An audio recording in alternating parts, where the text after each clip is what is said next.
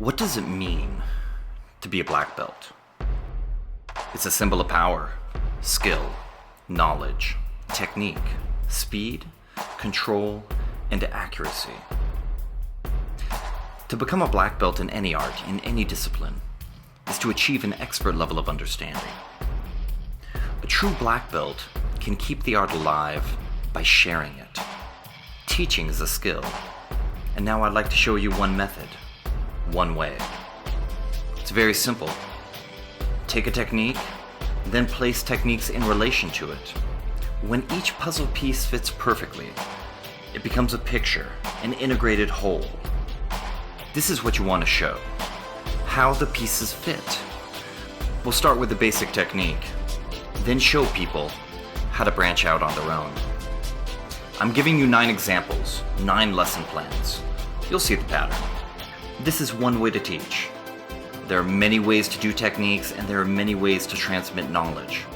What you're watching is a teacher's guide for those that want to show the game, not just the moves. Here are a few more thoughts. Don't overteach. Stay focused.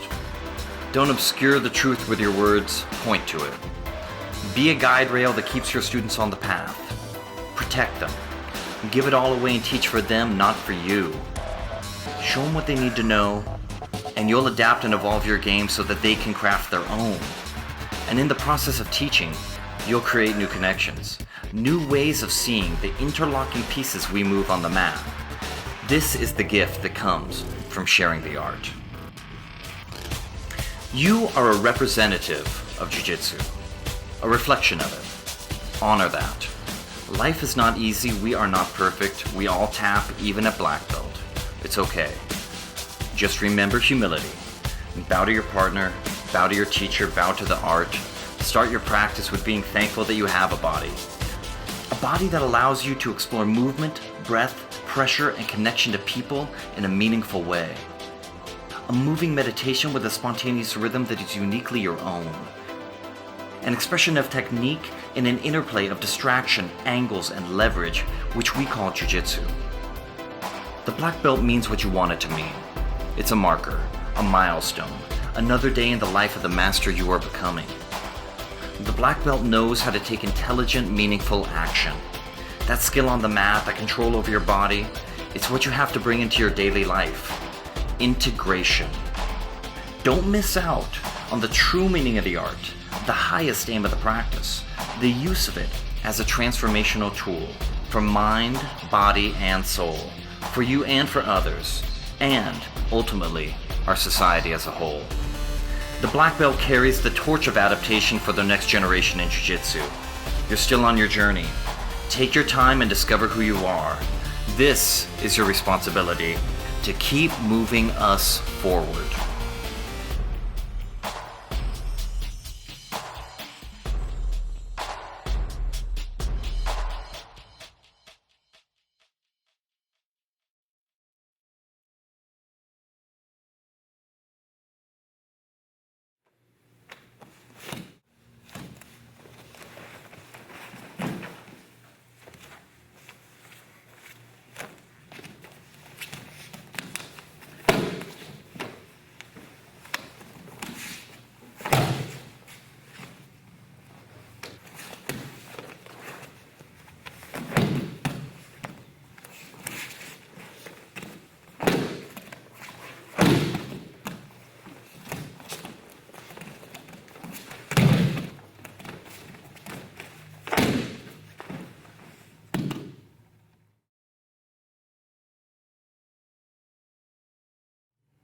Here's a stand-up sequence that I really enjoy teaching.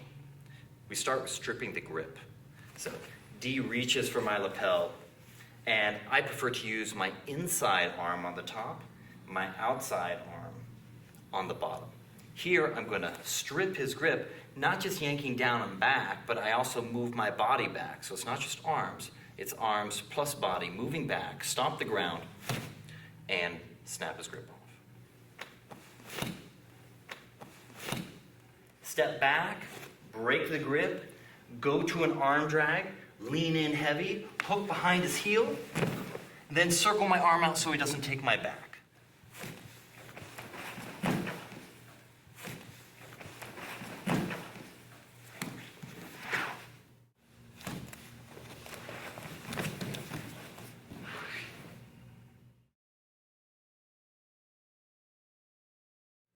If D has my lapel, I would prefer to be on the bottom. So I'm going to feed my hand underneath, then I can rotate my elbow and I have a little bit more control over the gripping situation. D can grab, refeed. Okay, now he has control. So here we are in a great sequence, battling for control through grips. And then once I get that under control, I'm going to grab my own lapel, rotate my shoulder, and free myself.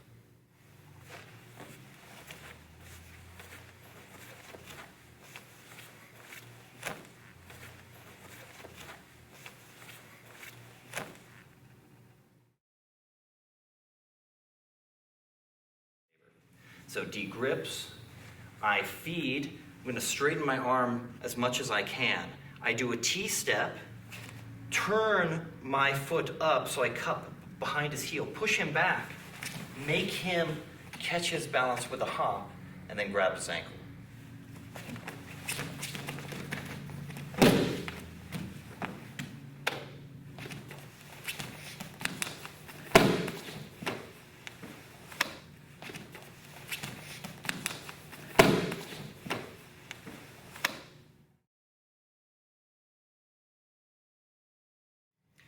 D has control of my lapel. I go for the inside grip. Now, from here, I'm going to circle out, dropping on my inside knee. Rotate, I want to make him step, grip his ankle, pull it 45, past me. Then go to knee on belly position, step over the head and encircle his wrist at the same time, and finish.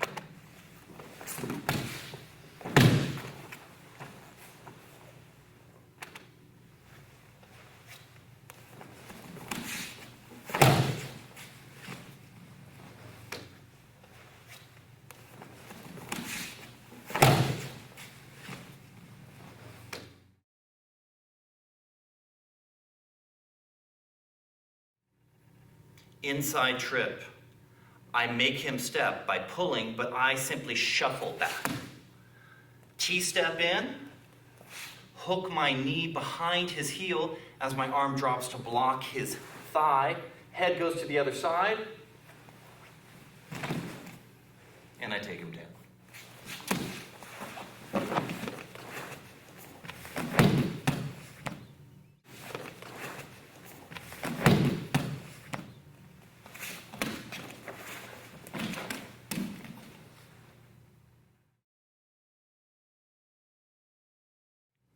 Following up to the inside trip, I pull him, I go for the inside trip. I'm not able to make it, however, this leg is right in front of me. So forearm drops to his knee, hand goes to his heel. Press out at a 45-degree angle and take your low single.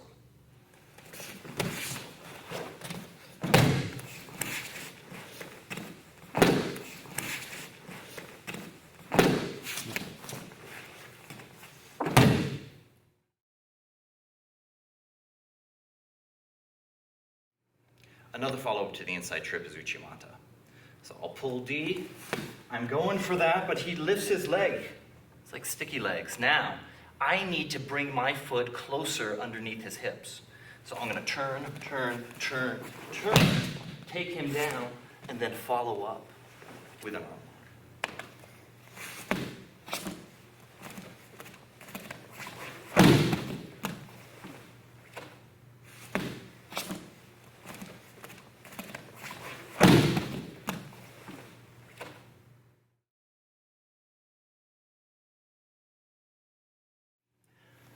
Pull D into me, go for the inside trip, he lifts, I'm hopping. Now I simply step across and take him into Tai-otoshi.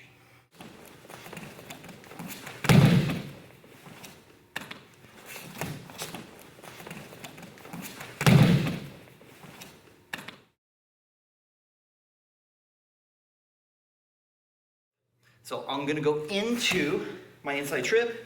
He lifts his leg, I go for the Uchimata, I can't quite get it, take a very deep step, pick his ankle. From here, I have a perfect opportunity for a straight ankle lock, angle my body as I fall, roll my shoulder back, and finish.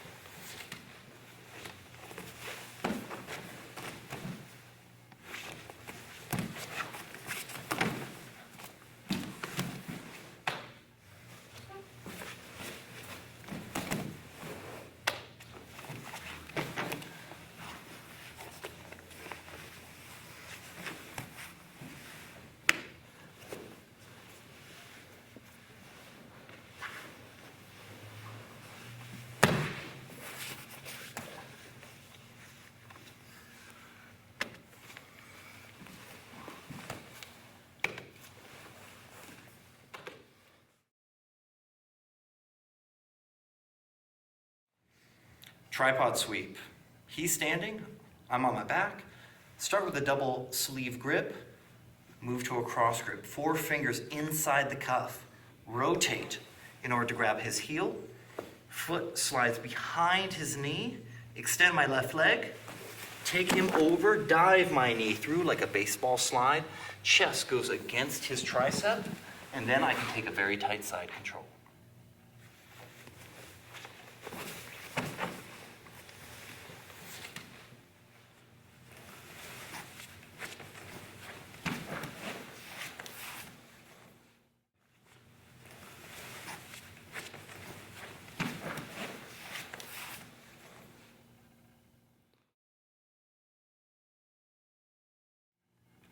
If I don't dive my knee over after the sweep, we have another leg position.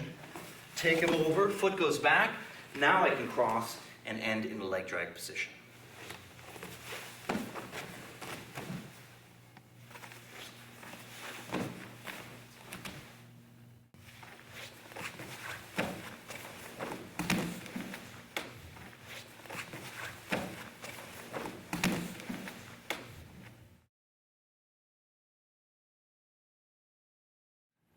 Perfect follow-up to the tripod sweep. If he steps back, we can't get that. Now, switch the feet, sickle sweep under the heel here, and then also pull a little bit more with your hand as you take him over, cross step, and then we have an arm lock.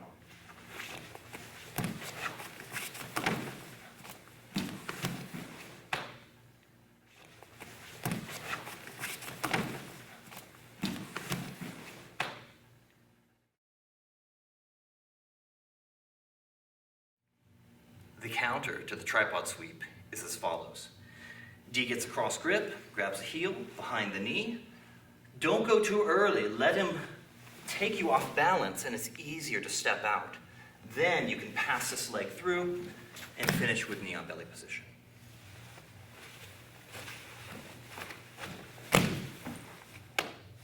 One small detail, as D goes for the sweep, he cross grips me, I'm going to cross grip him.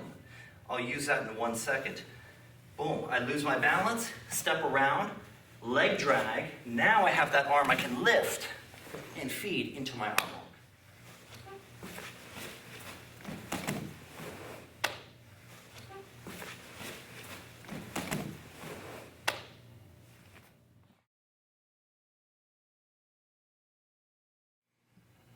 All right, some follow-ups to the tripod sweep. Cross grip. Take him over, dive this arm past his center line. Okay, I'm backstopping it with my chest. Feed it to the wrist wrap. Now we really have something. Slide your knee up. Bring your leg over, okay? Now, you have a lot of different options. If he chooses to straighten his arm, you can feed it into an arm lock easily. Now, sometimes they'll want to free their arm and set up this other hand near his lapel so you can start to feed for the choke immediately. Many choke options. So punch the thumb, feed it, hand behind the neck, classic and simple. Number 2, I can fold my shin behind him, pull him back. As soon as he clears, I cross right here. Then we can go into that or finish with an arm lock. Once I have this positioning, I can hang out, I can wait. He straightens, I feed for the choke, this is all good. Now, the last choke option, I'm gonna flare my heel out and straighten my arm as I grab his knee. Now I can project over, it tightens the entire time, and we can finish.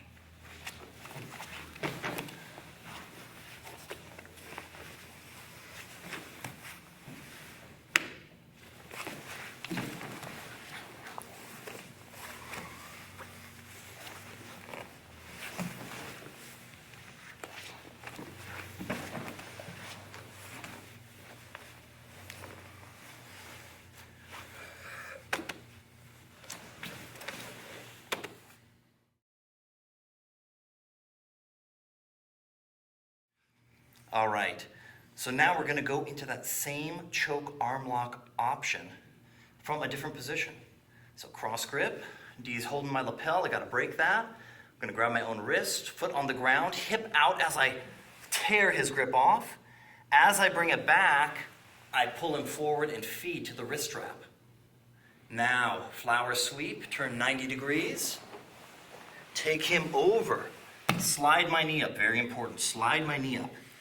Then I can pivot my leg, lots of pressure. Here we can go into the arm lock, or if he just gives us a little bit of room, we can feed for the choke, go in behind, or again, flaring with my toes, start to roll through, finish with choke, or even an arm lock.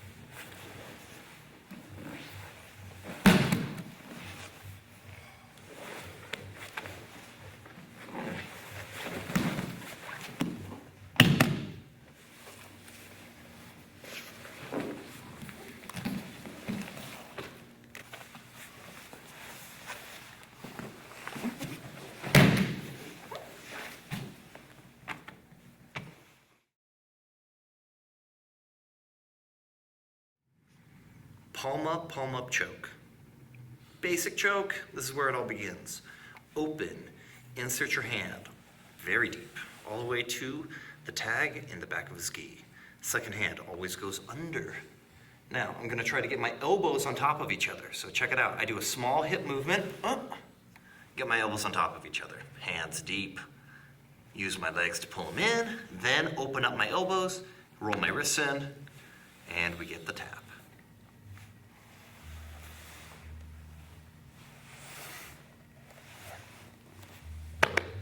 Two quick options. If you get the first hand very, very deep, not just to the tag, but come up on your elbow and overshoot it, then the second hand doesn't have to be as deep, and you can get the choke just the same. Also, if you go in and find that you're just not deep enough, try straightening your arms. Again, elbows on top of elbows. Then pull them in and open out.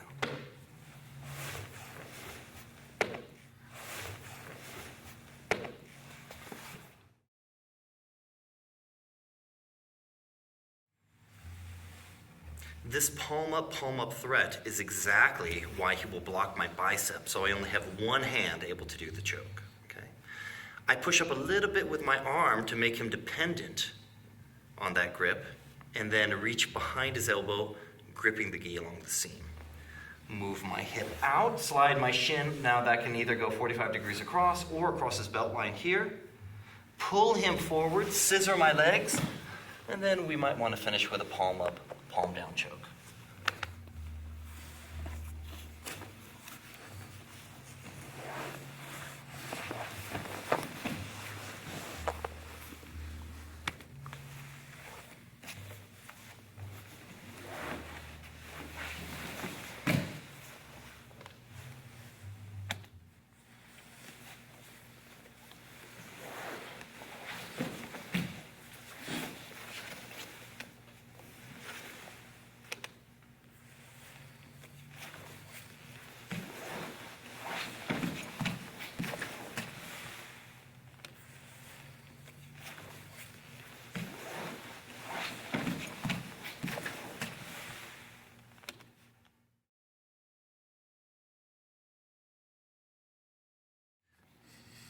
Now, most chokes, you need a very, very deep grip. But if you can't get a deep grip, you get a medium grip, you get a shallow grip. You can still use it. So I'm going to turn my knuckles against his carotid. Okay. I grab his lapel, it doesn't have to be high, with the other hand. I move my hip out, lock him in with my legs. Now this is very important. I need to straighten my arm completely and pull in with the other lapel for the fist choke.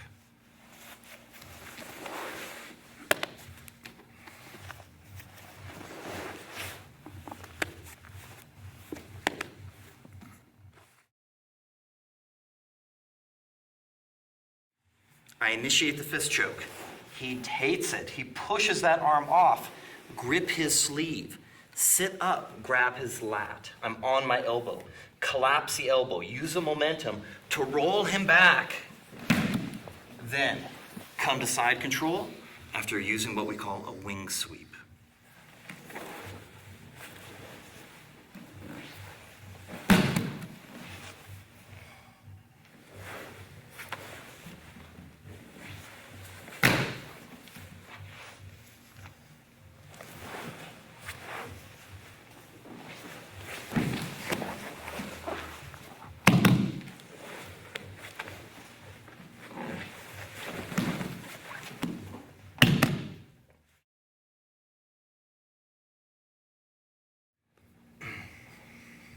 Chokes are not just about the mechanics. It's about setting your partner up. So if I'm reaching for a very deep grip and D ducks his head, let your hand slide. Don't worry about it. Insert your other thumb. Now I'm actually going to give him passage. Let him pass my guard. Let him come over. Pull him in, drop my elbows together, and I rotate. I'm going to be on my side, and I'm going to continue to rotate on my side as we go for the baseball bat choke.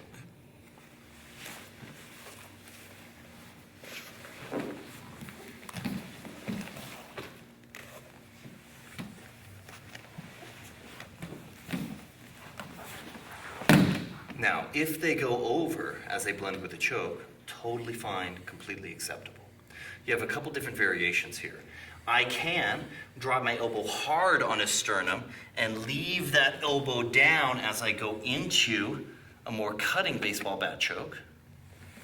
Or I can bring my knee over, kill his arm, use that knee to pivot, and then if the choke is very tight, I can notch my head on this side, straighten, and get the choke. Or maximum tightness is dropping my head on the other side and finishing him off.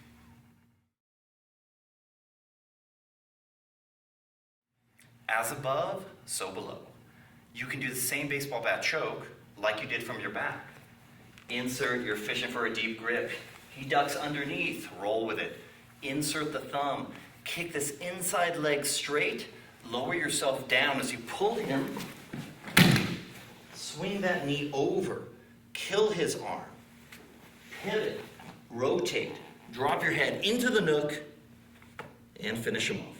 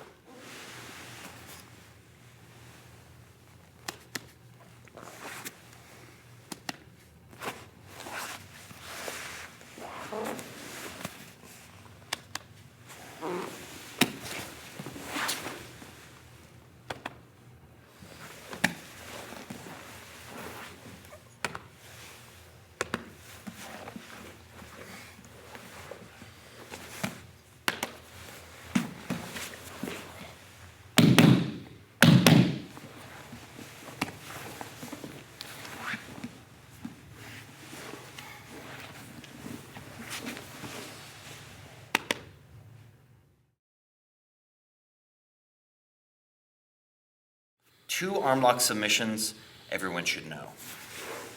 From this position, push down on the wrist. I lower my thigh just a little bit so it's above his elbow. Then I rotate his wrist, catch it behind my knee. Bring my knee not only down but back and go for the straight arm lock. Now, his shoulder raised up. So block the shoulder, limit the range of motion that much more. Down and back for the straight arm lock.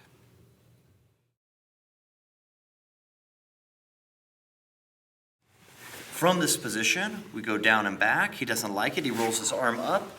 I'm going to feed for an Americana, however it's done with my legs. So from this position, it's ideal to triangle your legs. Now I can move my hip back, move it back, move it back. I'm going to lift up with my hips as we go into the submission.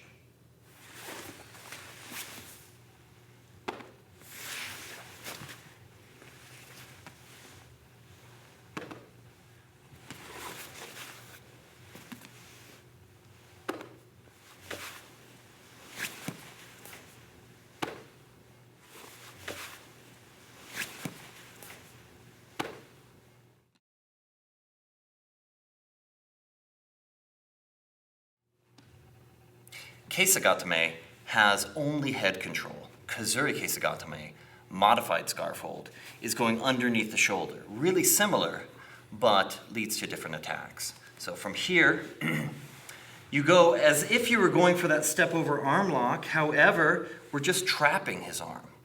Next, I'm going to scoop. I use my hand to lift his head.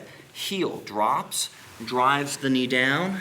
Triangle, okay? We have a triangle we can get here by pulling on his elbow. And then also, depending on how he moves his arm, we have an Americana, or we could roll it out into a straight arm lock.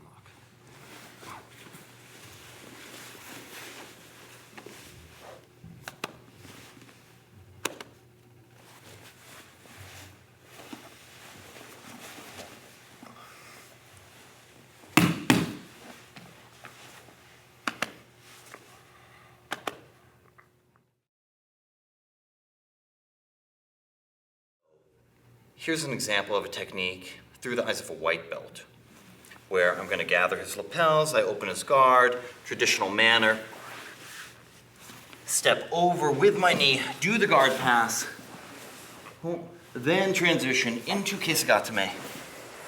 Here, go for the straight arm lock. He rolls out of it, and then we take the Americana with our legs.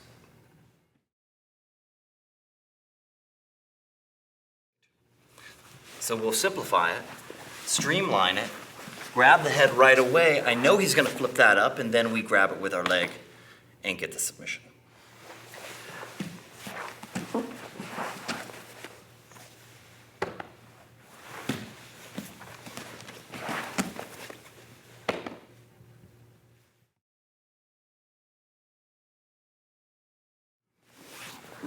Switching to Kazuri Keisa.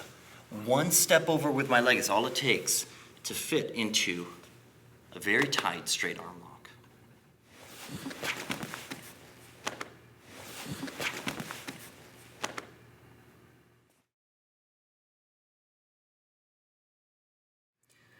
D already has me blocked with this arm. I can't get head control. In fact, it's very difficult for me to put my weight on him. So what to do? Conform your body for the situation. Slide your leg into position, toes under. Second leg goes over the head, leaning forward. Then I can make my final adjustment for wrist control.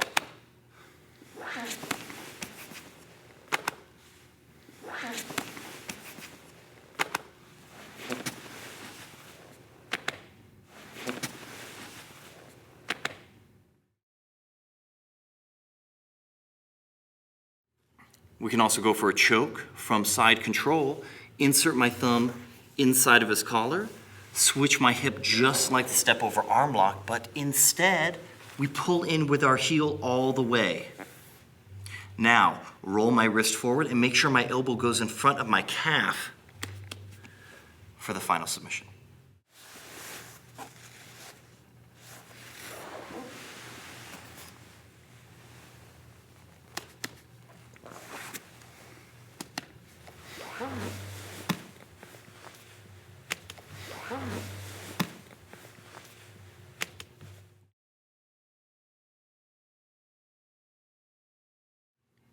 That choke is even more effective if I use the tail.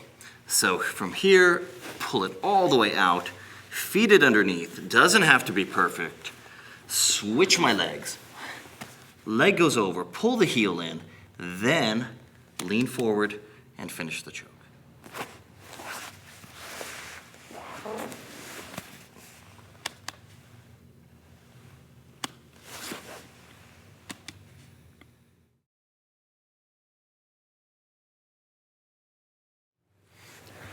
Switch my hip, step over choke. He pushes it off. Don't resist it early. Allow him to fully extend here. Palm on wrist, leg goes back. And then I roll my hips and arms together into the Americana.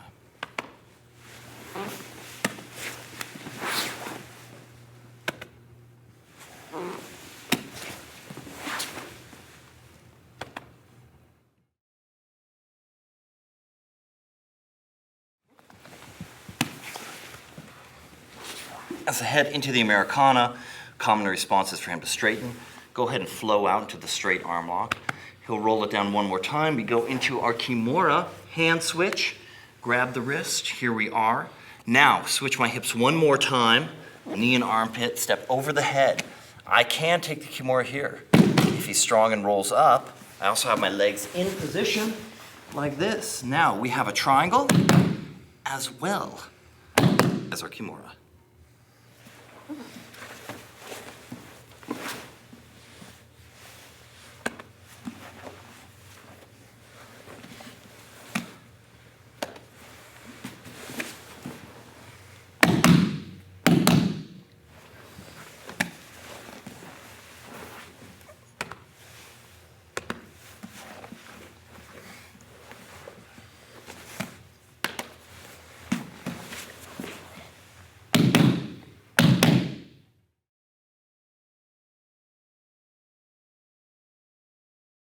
Switch my hip, go for the choke, he pushes back, Americana, straight arm lock, he rolls it down. Now, I missed the Kimura transition. Instead, I cup his tricep and get his elbow on the inside of his torso. Again, switch my knee toward the armpit, push on his head as I step around to his belt line. Grab his knee, swivel out, and finish with your straight arm lock.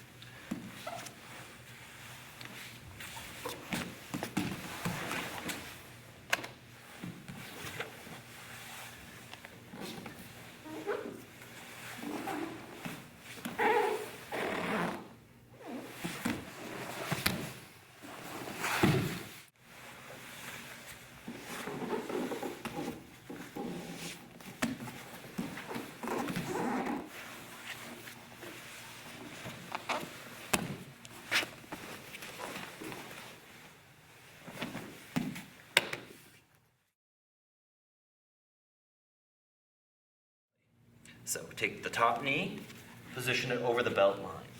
Top hand goes near the hip. Back step. Now, I'm going to do three things at once. I grab the wrist, I pull my heel in, and I pull my knee into his neck. From here, I can go back onto my hip, use the inside of my thighs to pivot. Triangle and wrist lock, if you like.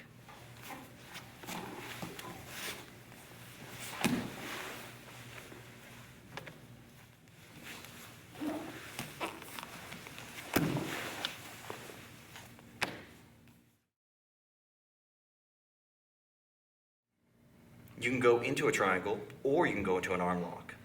So, reverse knee on belly. hand down, back step, pull up. Now, if you'd like, you can switch off to the other side. Slide those hips over. Ankle crosses, ankle, and lean back for the arm hook.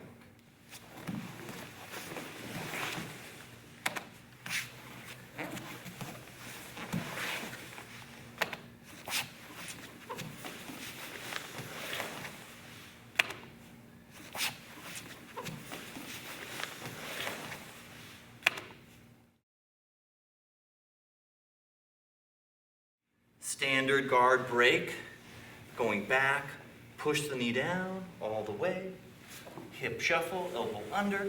He blocks my hip. I can't go forward too much, but I can get my knee in there.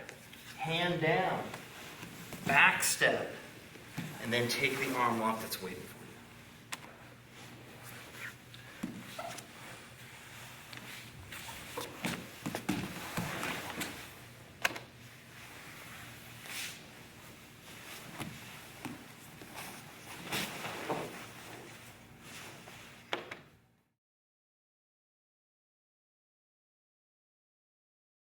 Get your knee in the tailbone, open the guard. He blocks me. He blocks me. Now, pull his other thigh toward you, drop your shin. To be kind to your partner, allow this to slide to the crook of your elbow. Head control. Here's your back step. Then steer his hips back into position. You can hold here and then release and replace with your elbow.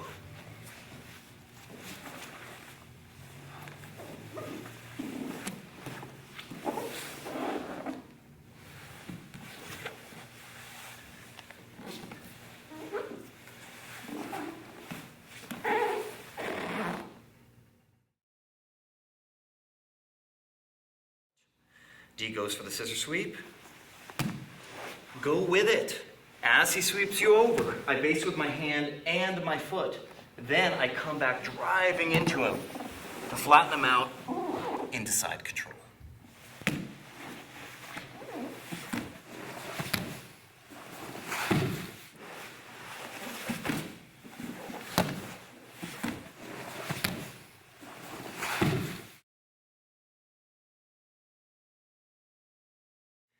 I'll posture up just enough to clear the legs. I can use my hand or I can just use my elbow.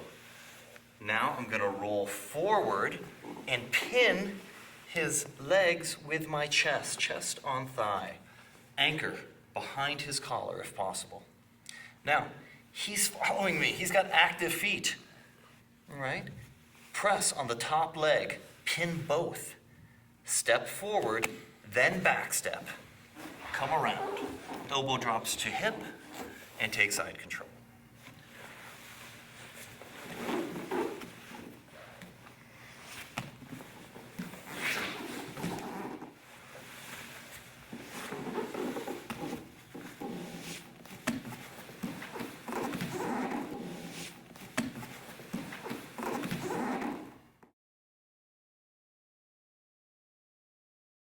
Sit up, brush the knees, get my underhook. He's got sticky feet here. I'm trying, he's sweeping me. It's never too late to back step. Continue to push forward, block the hip, and take side control.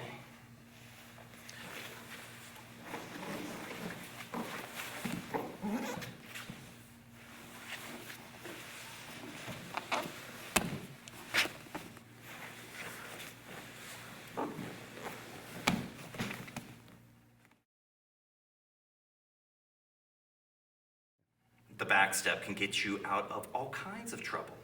So, for De La Riva, put your weight on him through your palm. Big back step. Get your hip below his knee. This is critical. Then you can scoop his heel, cross your ankles, lean back for the knee bar.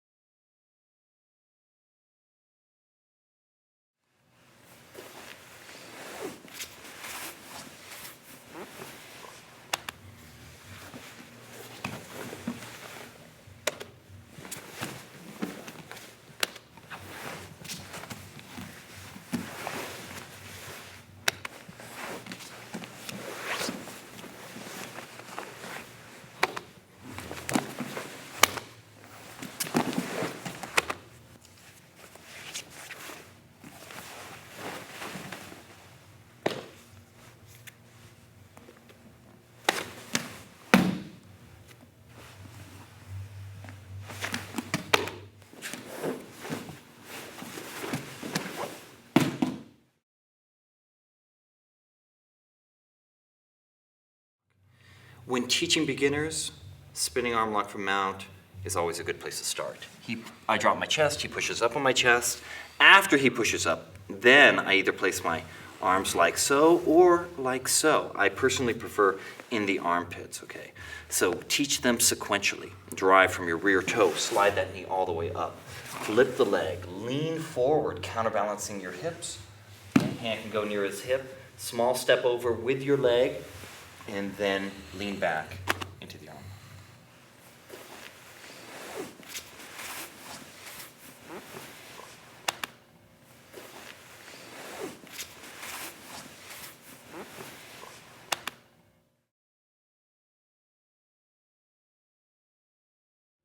When I take the arm lock with more momentum, the step over can't be as tight. Just look.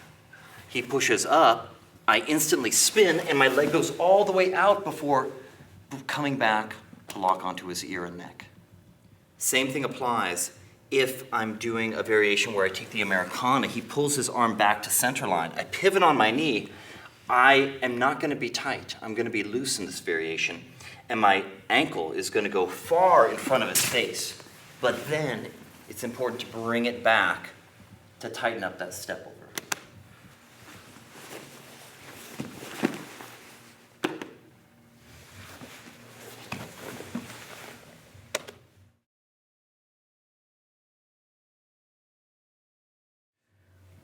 With this next step over drill, we're combining motions, which is increasingly important as your belt darkens. Step over his head, grab his wrist at the same time. Pull him up with you as you hold onto the lapel, and then release into the arm lock.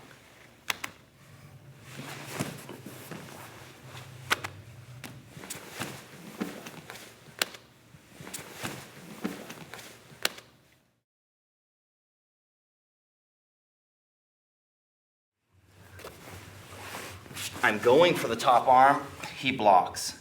Immediately, regrip, slide off to the side, and finish with Jujigatame.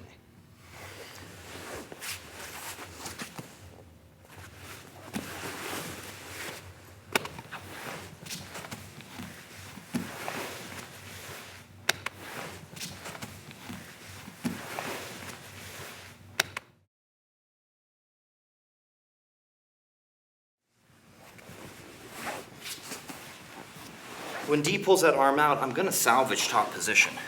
But I have this arm. All it takes is one step over, crossing your ankles, and you can take that arm lock at the top or falling back.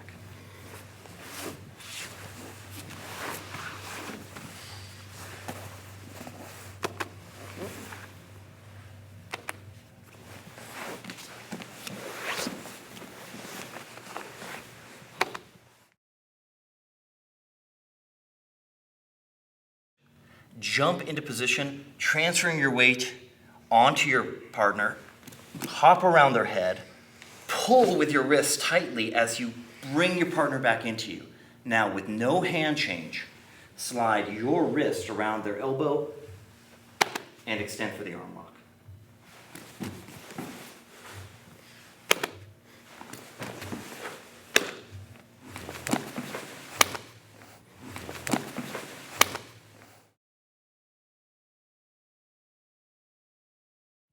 Jumping into arm lock position with the figure four is very powerful. However, I'm not pinning him except for when I transfer my weight forward. We can continue that pinning by straightening the top leg and leaning on his face with the side of our thigh. As I lean, it makes my inside leg light, which I can then bring around for more security in application.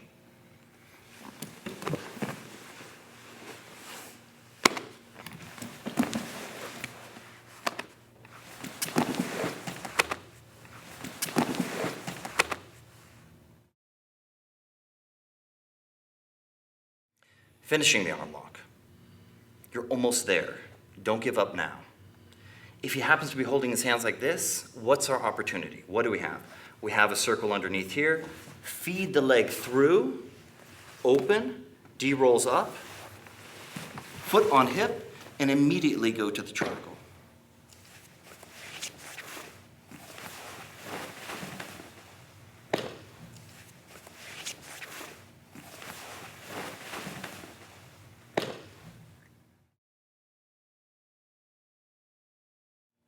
Now, if he happens to be grabbing his own bicep and his hand is under my thigh, you have to first create the tension. So stuff this hand all the way down. I'm using my body weight to increase the tension on his arm and pulling his shoulder slightly out. Now, from here, with the tension on, I hit his elbow and extend back into the arm lock.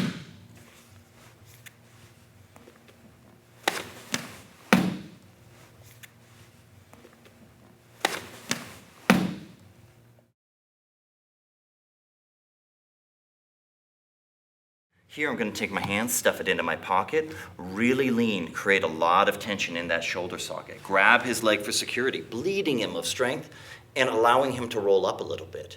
Now I push with my hamstring against his neck and extend into the arm lock.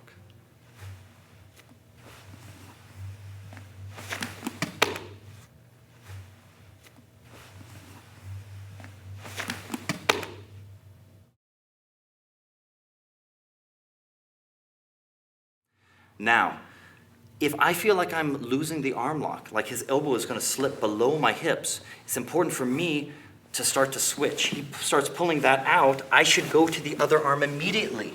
And then I have an arm lock option of my own.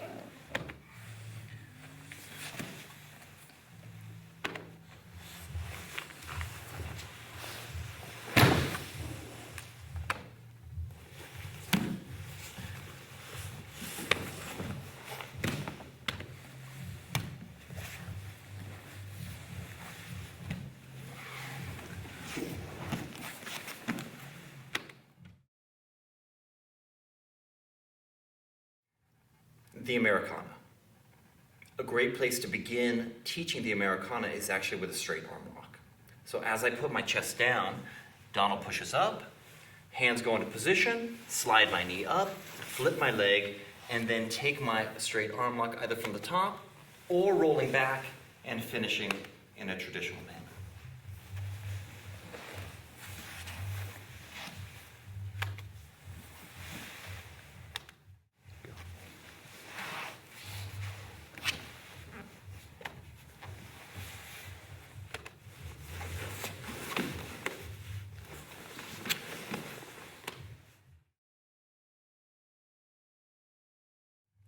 After being arm locked, your opponent is going to keep the arms in. So instead, I put my palm on his wrist, palm on the elbow, use my body weight, drive his wrist back into his shoulder, drop the elbow, hand underneath his elbow, grab my own wrist. I can have a full grip or I can just use my wrist over his wrist with no grip. Hook with the opposite leg, prevent him from bridging, drag this down, hand in contact with the mat, and then lift the elbow for the submission.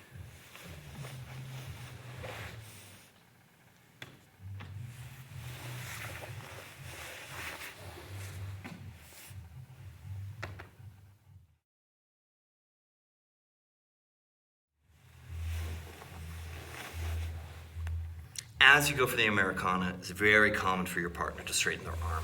So you'll roll into the straight arm lock, but difficult to finish from the mount.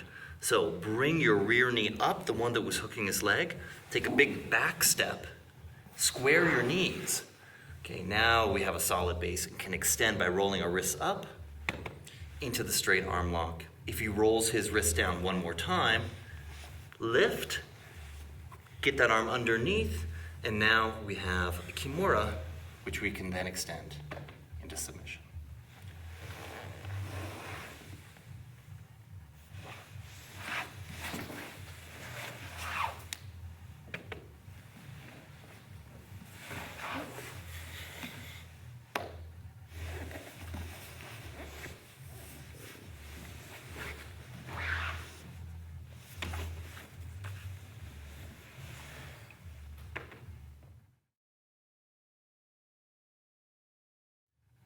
A fantastic way of threatening your opponent to spur the Americana exposure is to go for the step over choke. I switch my knees.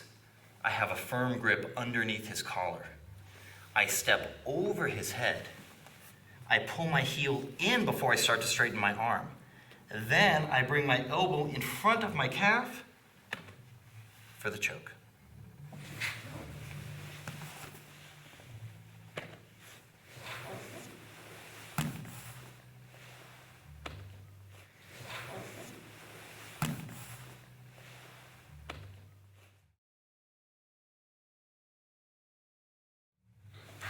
Step over, you threaten the choke, they want that knee off, okay? Let him push it off. Come back, palm goes on his wrist. Let your leg continue to come back. Then swivel with your hips into Americana position and finish.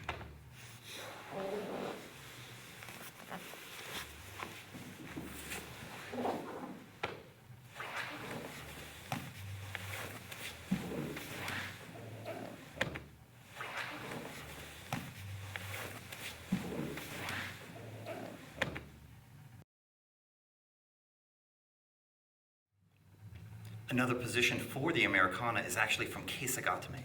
Now we're going to use our legs instead of our arms, but that doesn't mean the technique is any different. So here, I push down. I might go for the first arm lock in the series, where I go down and back with my knee, stopping his shoulder as well. He doesn't like that. He rolls it up. My leg comes up into position. Now, if I triangle my legs, I'm able to scoot back, scoot back, scoot back, elevate my hips, and pull up on his head for the submission.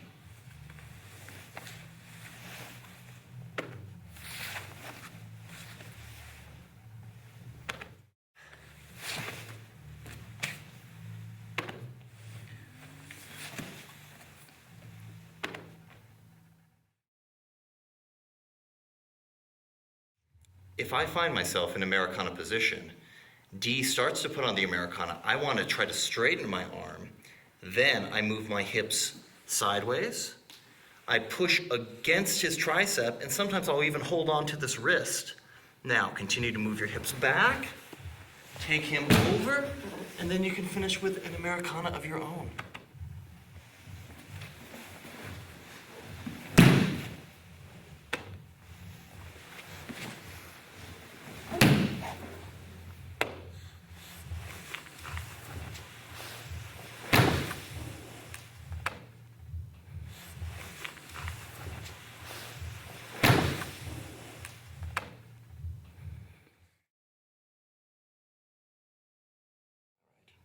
Now, if I'm not able to sweep them, say Donald goes for it, I push, but he bases and he goes back, be ready. Here's your Americana right here. Sometimes you get the submission. Sometimes you have to bridge and follow up into your Americana.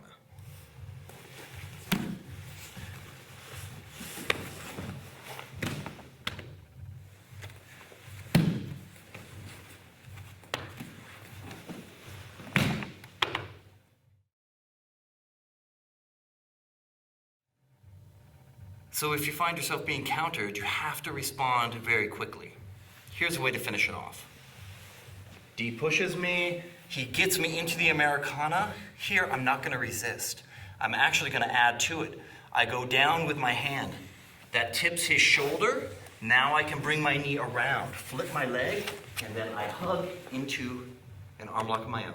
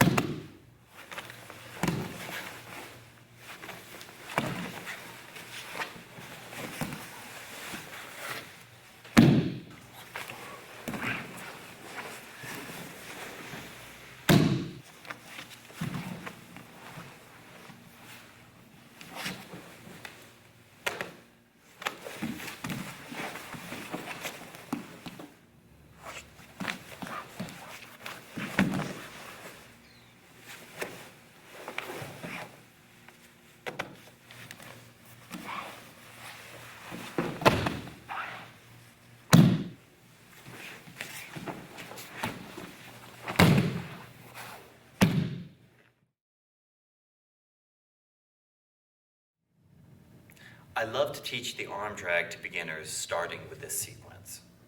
So Donald reaches out and touches my shoulder. Wax off, circle the wrist down, grab the tricep. Once his wrist is past your center line, then I do a shuffle step forward as I pull him.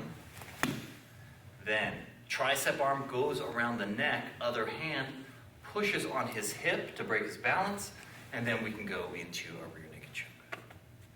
Ideally, as he reaches, that's when I initiate my circle. Don't get greedy and come in early.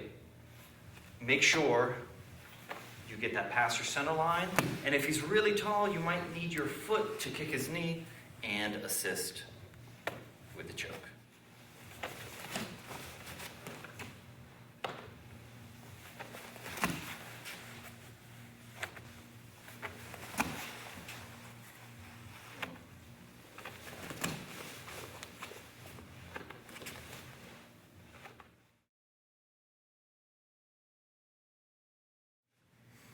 Same technique, same principles apply. Now we're half standing, we're on our knees. D reaches for my shoulder, circle out. I pull him forward, and I'm gonna pivot on my knee. Then I can go to a harness position, or I could insert my hand for the RNC.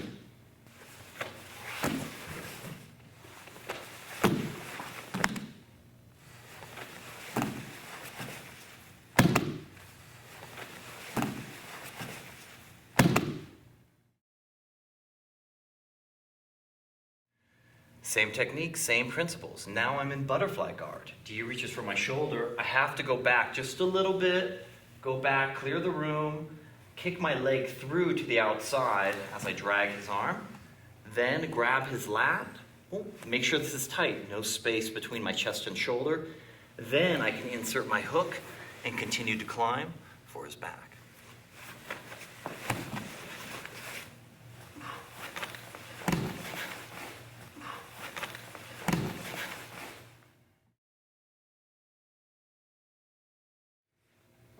Once we take the back, then let's lead into a choke. So D reaches out, I kick my leg through, grab his lat, turn the corner, insert my second hook, grab his wrist, turn it in, now roll. Make sure he lands on my choke and arm. Here we go, we can get one arm choke.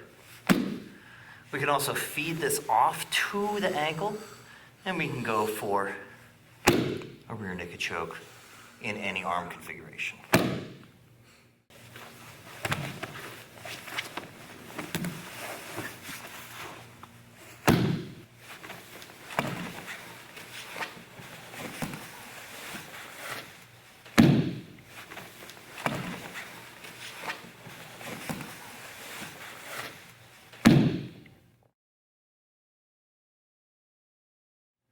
Going for the choke is one option. You can also transition into the arm lock.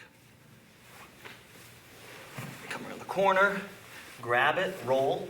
Here, push the head as he continues to roll. Bring that leg up, push his head back. No arm change necessary for the arm lock.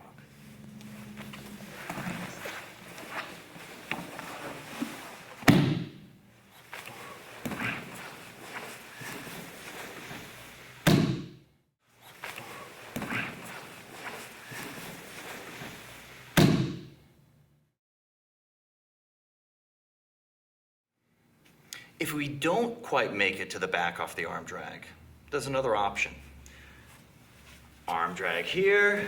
I want to be able to turn the corner. Oh, I can't quite do it. So instead, I clear his hip with my elbow, tuck in his foot. Now, project off my toes at a 45-degree angle. And then we can either triangle our legs and get a calf crush, or you can even reinforce on your own foot and finish them off.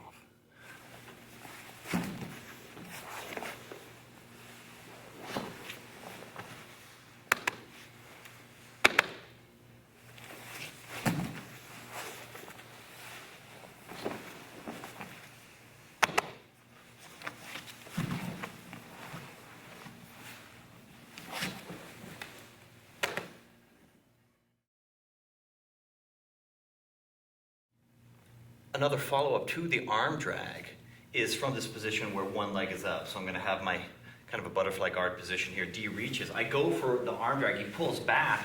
When he pulls back, that's when I hook that heel and lead right into my guard pass.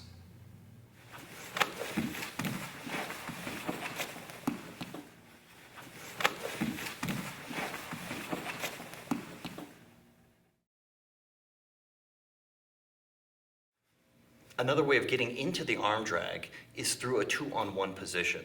I'm going to have a cross grip on D's wrist, start at the wrist, go to where it joins the hand, should naturally lock out. Second hand, right around the elbow, slightly above, below the tricep. Next, legs active in the hips, almost fully extended.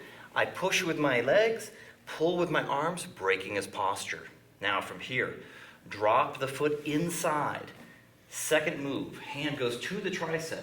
Then finally, I release the foot on the hip, which brings him forward, grab the lat, and then we can continue with our back sequence.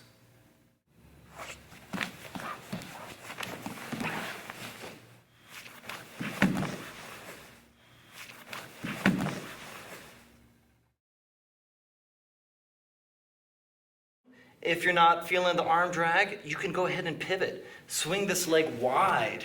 Don't let him grab it. And then from here, at the time if you're choosing, you can snap into position, into the triangle, or even finish with a wrist lock.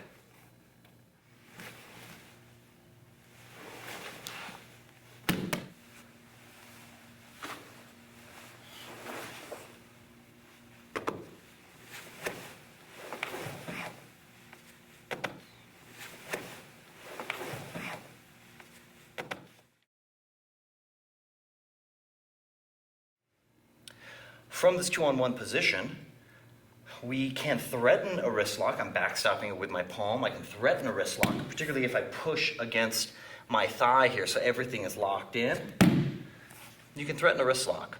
You start threatening, sometimes I pull that arm in. Boom. Now I'm going to grip my own wrist. I have a thumb grip here, okay? And this is pretty good. Difficult for him to extract that. He doesn't have base on his right side. So I have to scoot my hips in, go to butterfly guard. This is not the right position. This is the right position to begin lifting. Come to your knees, block his shoulder, and finish with the submission.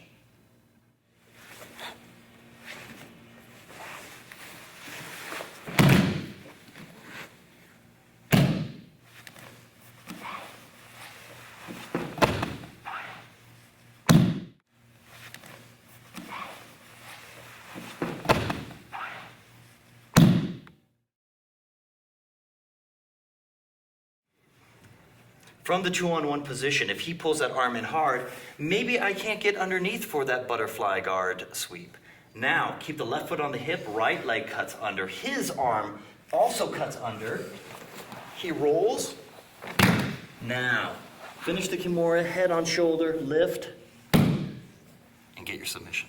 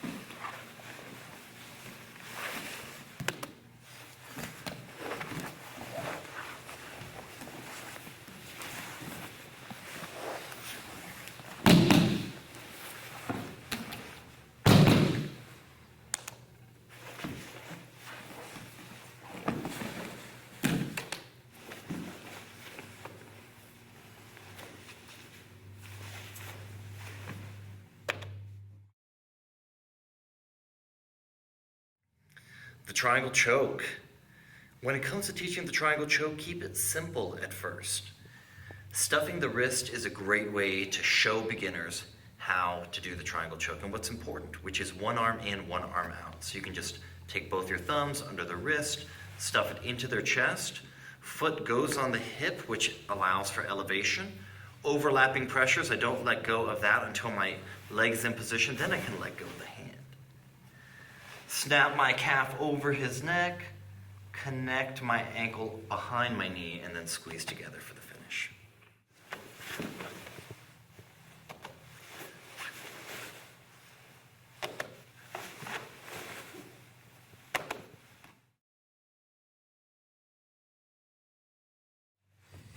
Second stage for teaching the triangle choke, spider guard. So extend with the leg, push on the gas, let that foot slip past the bicep, over. And here it's important to emphasize combining motions for the students.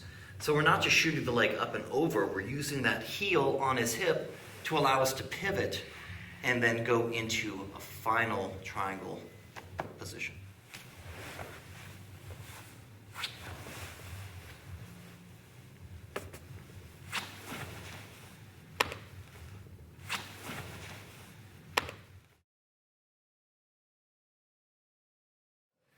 Next, move our hip out to the side. I can put my foot on his hip, or I can just have the back of my calf on his hip.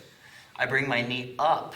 I want to push on his bicep, clear his arm, then pivot into the triangle position and finish with your submission.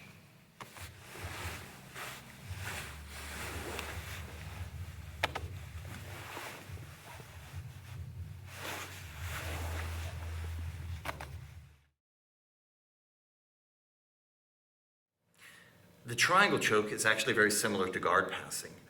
You want to either go over the arm or under the arm, just like you want to go over the leg or under the leg.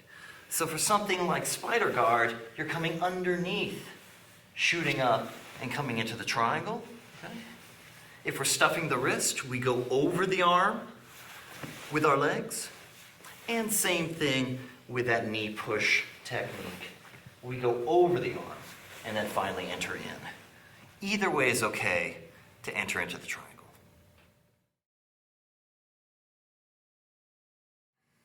One of the best ways to get into the triangle choke is making him extend his arm to catch his balance, which allows plenty of clearance for us to bring our leg underneath.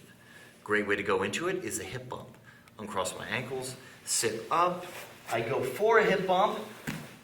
I have to really go for it. He catches his balance, hand goes to the side of the head. Now my calf can hang off of his back. I can be weightless here. Bring my leg through, come into position, and even if it's not a perfect triangle position, it's easy to make our adjustments.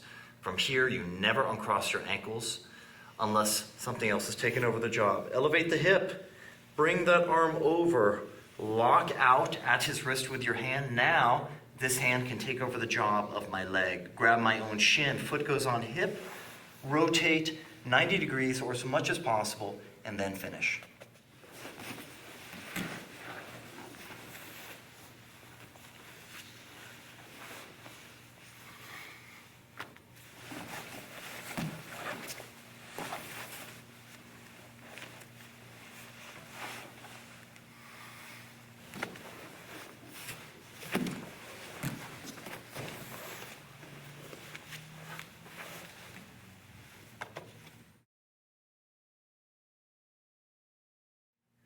You can also shortcut that hip bump by simply getting neck control. Use your forearm against their sternum here.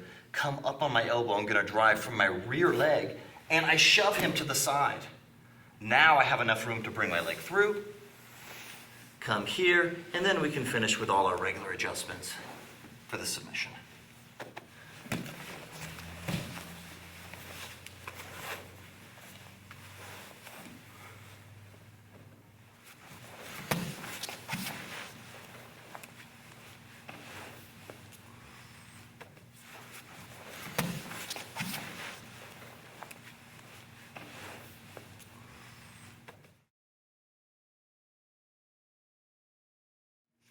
Now, another way you can replicate that off balancing is during the moment that D puts his knee in my tailbone, I sweep him to the side. Ooh, he catches his balance with his arm, but that enables me to get my triangle choke.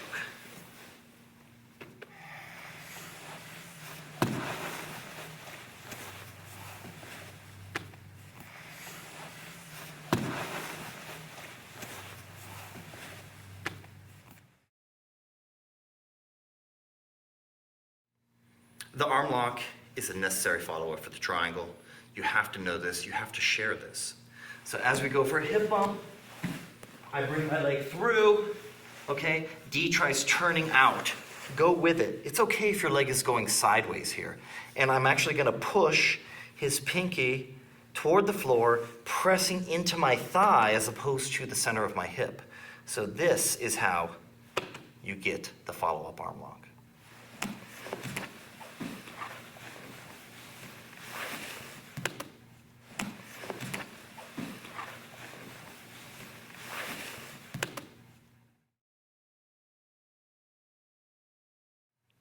If you get that arm trapped behind your armpit, that's a perfect position for an arm lock as well.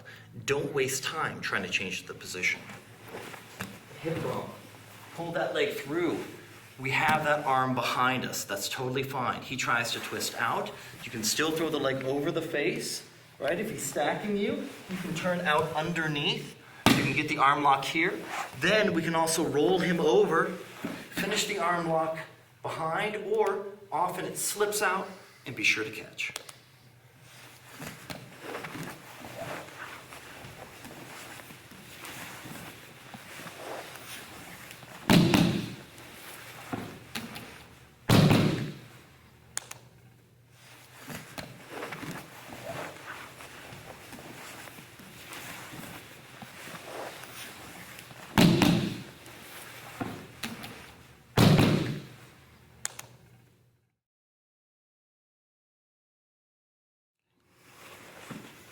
Now, I have an almost triangle, but very common for Donald to not just posture, but he's leaning back. He's leaning back. I can't get it, and I'm gonna fall short if I try to transition into an arm lock. Keep your ankles crossed. Go with it. Go with his resistance. Hands behind you. Extend your hips, and then transition to the arm lock once he hits the ground.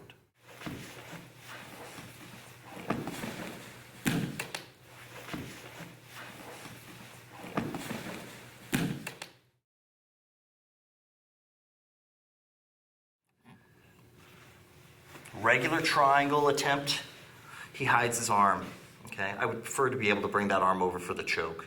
He hides the arm, smart defense. I'm gonna push on his head, grab his belt, rotate my body, triangle my legs. We are heading into omoplata. Keep your ankles crossed as you straighten him out. I happen to be on the right side of my hip.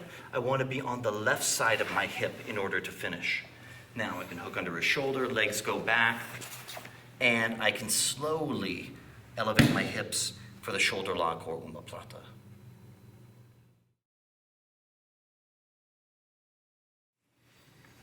Stuff his wrist. Head into your normal triangle position. He hides his arm, intelligent defense. Now, I compress his head and elbow, creating more pressure at the shoulder, which enables me then to switch my legs to reverse triangle. From here, there are many ways to go into a bent arm lock. I can elevate my hip, slide my wrist near his wrist, hook under, and we have this kimura. He hides his wrist. Sometimes you can actually put your palm on his wrist, bring him back into you, then grab for the kimura. Now extend your legs and affect the shoulder lock. You snap into position, he hides his arm. Okay, I'm going for that kimura. He straightens his arm. My hand instantly tracks along his elbow. As I elevate my hips, I continue his momentum with this arm and I bring it across my center line. Now, I can grab my shin or I can simply use my legs to tighten and adjust my position. Finally, if this isn't enough, which it should be, then I can switch to the wrist and finish with an arm lock.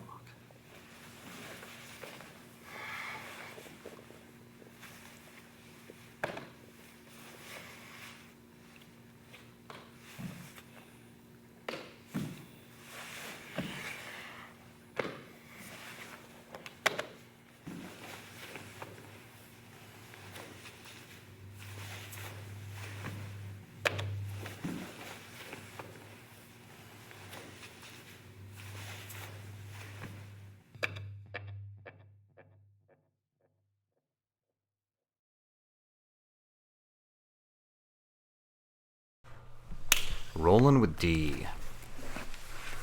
We'll warm up, we'll go a little bit slow. D is one of my longtime students, taking him from white belt all the way to brown belt.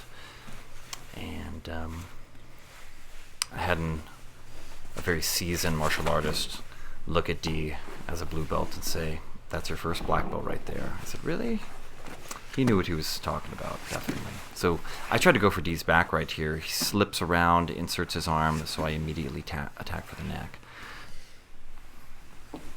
And then I push on his head and substitute with my elbow, trying to get a little bit of an angle. Not sure if I want to go for an omoplata or not.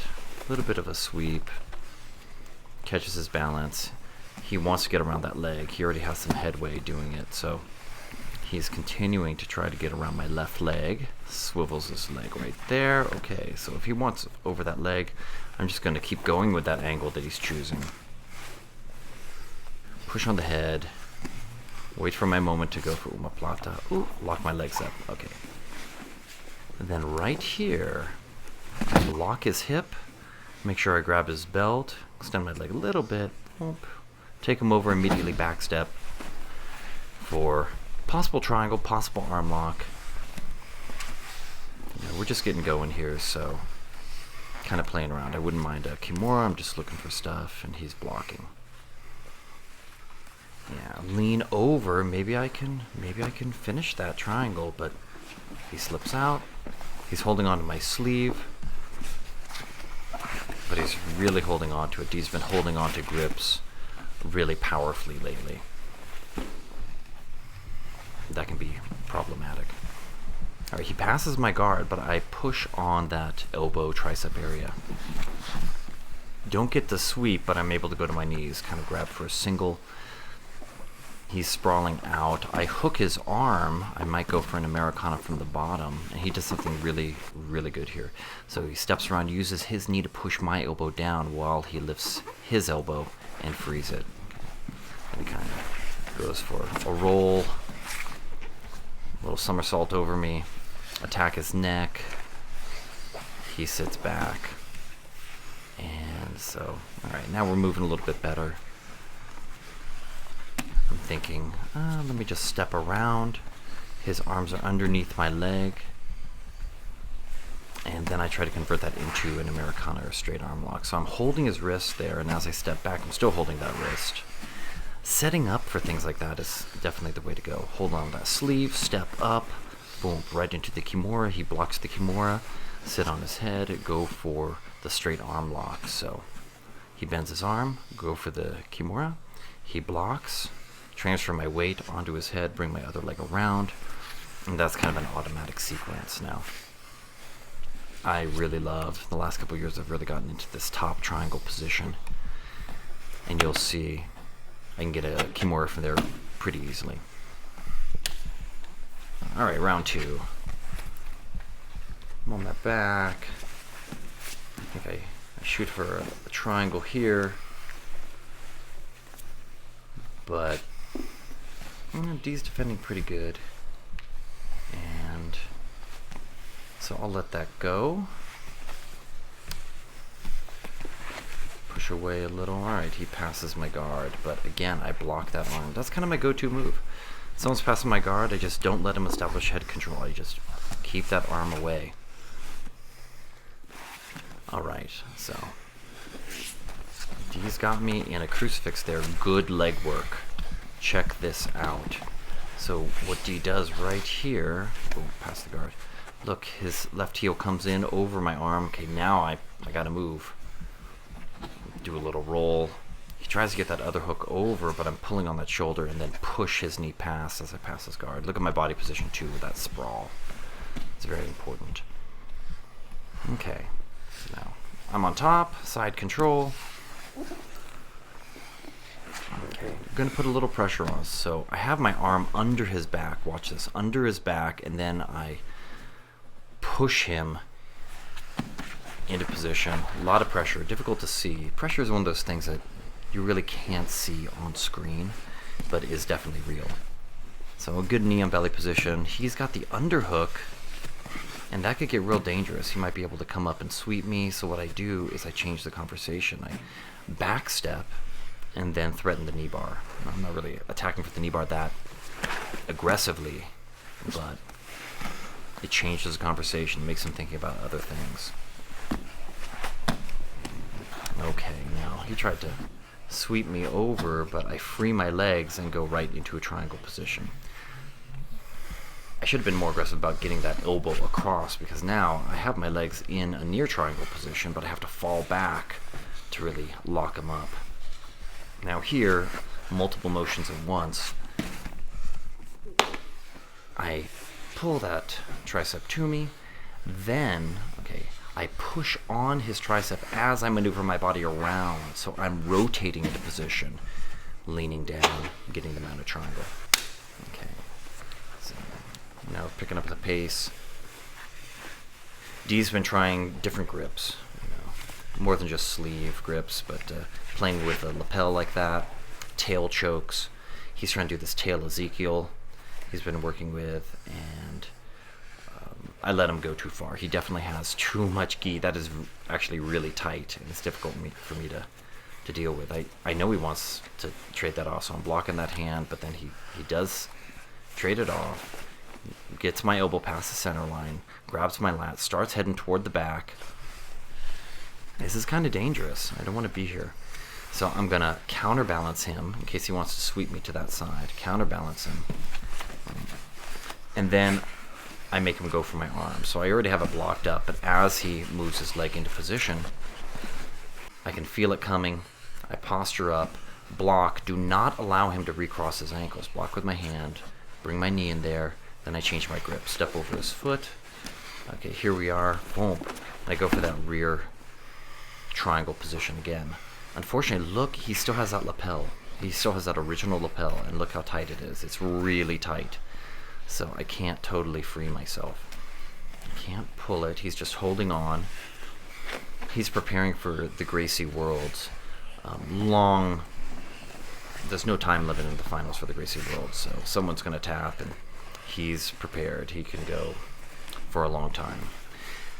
Okay, so I start lifting on that elbow. You might be able to hear, he's just holding onto that foot, and as he swivels, you can hear my foot pop right here. He's going to swivel. Little crack. Not too bad. And then I say, forget it. Grab the Kimura and take it anyway. So as soon as I get my figure four, which is such a powerful position, it makes for a very tight Kimura. Okay, now, again, I'm giving him too much. I'm letting him have whatever he wants right here. And now I'm trying to counter, but too much tension. Too much tension. It's difficult for me to free. Like, I want to press on his left foot, but I have to wait. Oh, that's the race. He grabbed my heel, did the arm switch, tripod sweep. Drat. However, I get him back here. So he sweeps me, I sweep his foot back, boom, grab his ankle, take him down, step forward, then back step. Okay, now it's a little more on. I don't want him rolling over, so I grab his lapel. A little bit of a choke, but it's more of just reining him in. I don't want him to go all the way over. Start to work that tail. Go for some control. Set up. For a leg choke. This is not perfect. It's a little... You can hear him breathing. Not perfect. Pretty good. I still have that lapel. He rolls to his knees, and I instantly hop to the other side and keep him off balance. Okay. Pull him over. Now I have a range of options. Like, I think, should I do a wrist wrap? Should I grab that wrist? He blocks it with his other hand. Should I go for an Americana? Okay, let me just take him out and drop my head, because it's a possible head and arm. That's what I was feeling. He drops his elbow to the ground. No, but let's just move to Kimura. Now, he knows I want the Kimura. He's blocking it, puts his hip over his wrist and hand. I go underneath. Then as soon as I free it, take it all the way to the top really fast. You start in one position, and then you visit the neighbor. Okay. So definitely feeling more warm. Thinking baseball bat choke, possibly? Kind of have that hand positioning, but he's not letting me have the angle. Okay, so I'm blocking here with my top knee. I do a little knee switch. Oh. Here, watch that. Check that. Boom. And now I have just enough of an angle to kind of lift him, sweep him over right to the mount, and then let's continue to smash. So get that elbow out of position. He's pushing up pretty hard. Try to elevate his elbow. I don't want his elbow at his ribs. I want it elevated. I want it out of position. Poor leverage for him, better leverage for me. That's the name of the game. So I'm thinking, okay, what am I going to do here? He swims one arm under. Bam, we're back to my triangle position, but this time he brings his arm underneath. Okay, so I can't quite get that same kimura that I've been getting. Now, almost tips me over right there. I salvage top position. He grips inside of my pants, and that's a tough grip. I managed to break it there. And then with his elbow pinned against the mat, I go for the wrist lock. Comes on really quick, and it's quite strong with my entire body weight behind it. Okay, now. No particular plan here. I'm just seeing what happens. Okay, so a little bit of footwork. I'm holding onto the back. Okay, I'm back to a sleeve grip. Now, D has a hold of my belt. He doesn't want to let that go. D, the destroyer. Nice guard pass. Sucks up all that space by angling his body. Really nice work. So I'm pushing on that shoulder. And then I go from pushing to pulling and sweep. So check out my hands there. Back step, sweep. Okay. Now, a little bit of head control. Got to drive him forward. He has a pretty good angle on his side. So I have to escape all that static from his legs. Grip that leg. Okay, now I'm going to grip the bottom leg. I have my arm underneath him, and that's some pressure right there. Arm underneath him, squashing him a little bit. Okay, get my other arm underneath. You can see how deep those arms are. Yeah, and just kind of bleed him a little bit, make him calm down, flatten him out. A little bit of pressure. You know, should be used sparingly. Some people have pressure all the time. That's fine.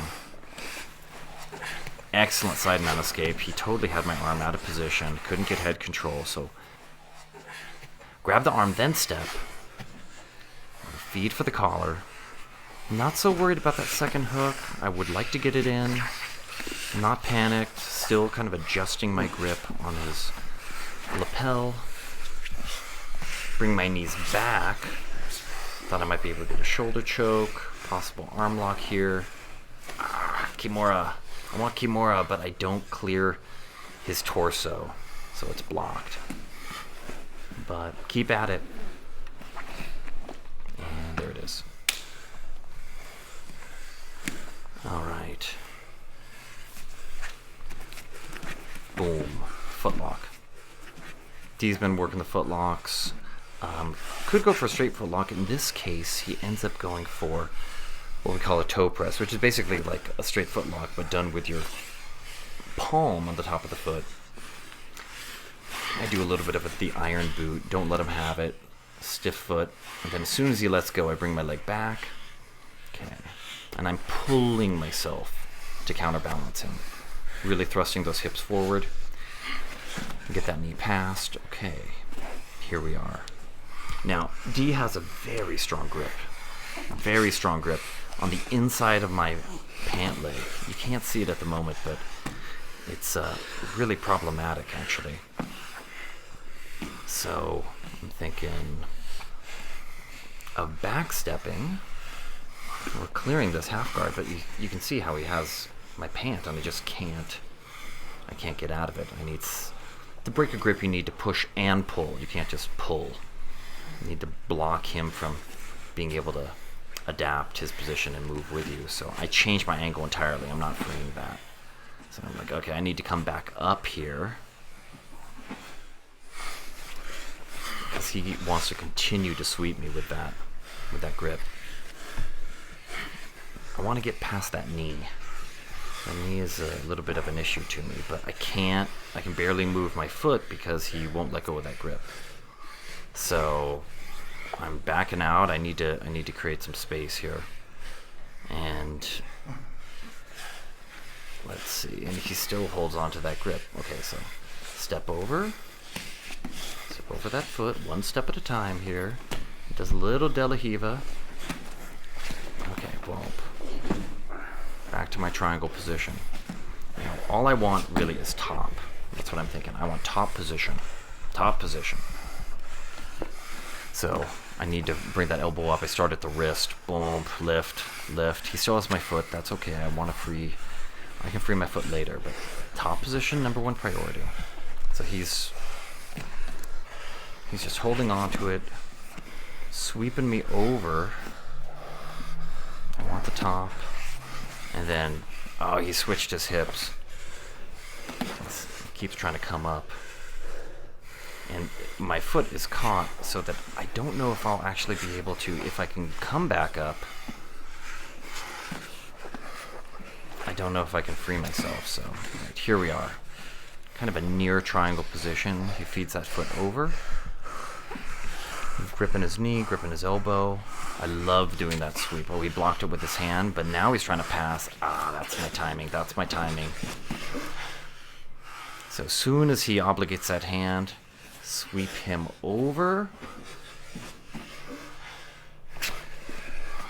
Good, top position. You gotta lift on that elbow. It's problematic though. So change the conversation. Free my leg. Oh, good bridge from D. He manages to get guard. Okay, so he attacks for the arm. Just chill out. All you gotta do is twist your wrist at the right time. Okay, he's going for it. Oh, he's back to the tail chokes. So this is a little bit problematic for me. So I'm blocking that other hand. He's got that. It's very tight, so he's breaking my posture. He's trying to stuff that elbow and go to the back. So here I'm going to take a chance. I'm going to grab his collar and bait an arm lock. So we'll open his guard. But my defense is not as good as it was earlier. So he manages to sweep me. Okay. Come back to my knees. Oh. But there he does the arm lock switch. He's very good at doing that from the mount as well. Nice, dude. So there it is. That's Student good. slays the master. As it should be.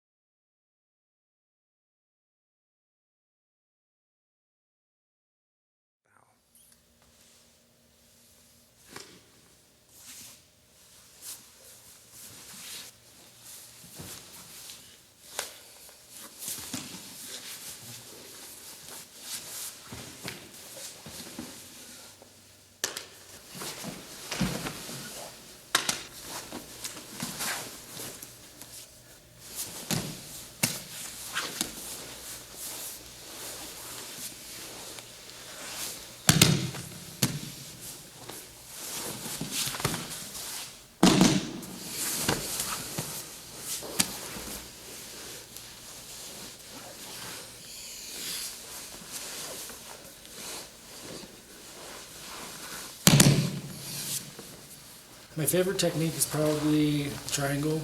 I find it to be most effective. I've used it in competition. I enjoy teaching triangle. There's a lot of different aspects, little tips and tricks in the triangle that if you don't have won't be an effective submission. So I enjoy the triangle because of its the little points that it has, and it's my favorite submission.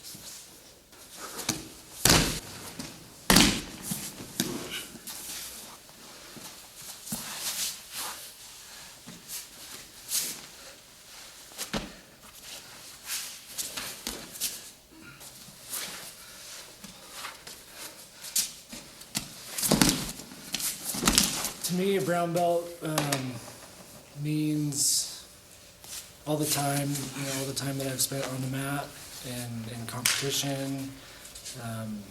It just shows, to me, it means that I've worked hard, and I'm confident. It adds a confidence in my daily life that I accomplished something, that I could defend myself if I needed to on the street. The brown belt just means that, that I've dedicated my life, or part of my life, to something that's important to me and keeps me healthy. And the brown belt, that really means a lot to me. And I'm looking forward to sharing it with my children and everybody on the mat. I enjoy it.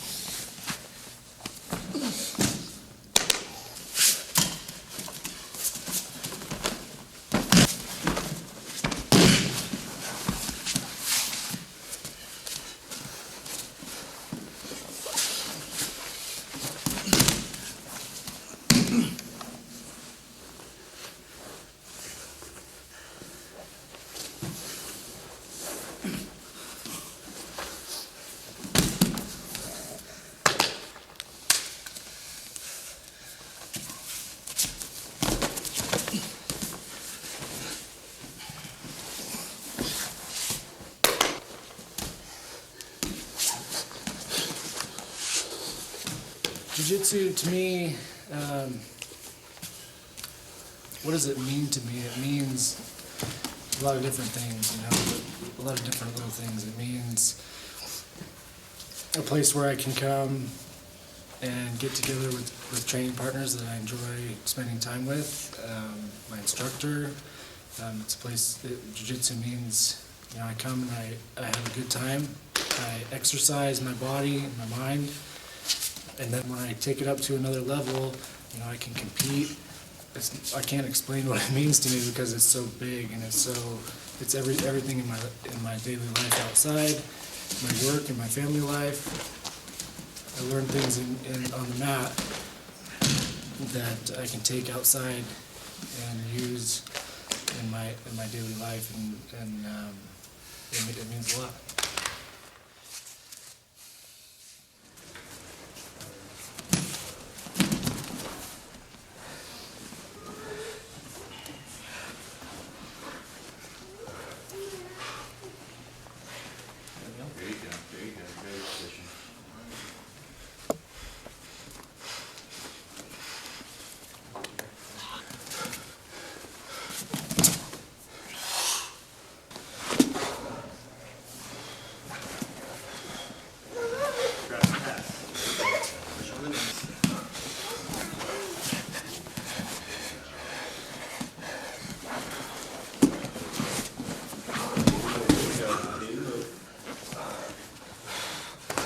Yes. Circle. Turn the corner. Keep going. Good sprawl.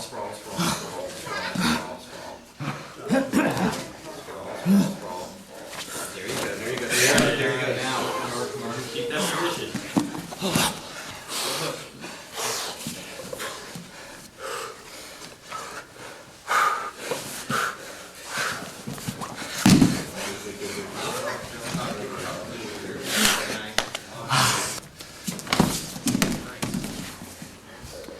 Wait though. Nice.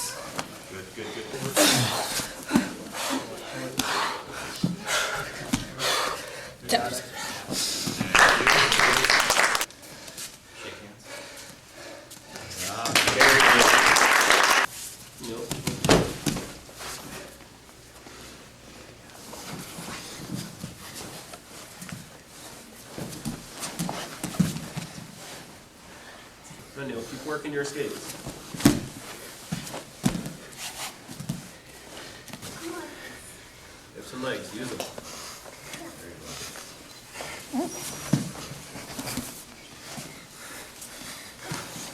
Don't burn your grip out. Don't burn your grip out. There you go. And some legs.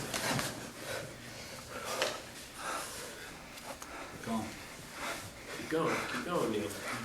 Working out. Nice. Good, good. Turn. Keep turning.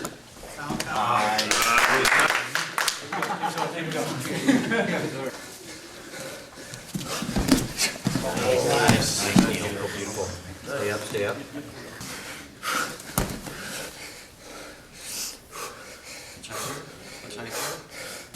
Roll out.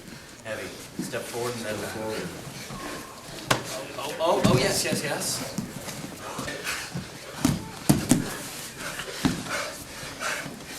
Come up. Neil. Come up. Watch your chin. There you go.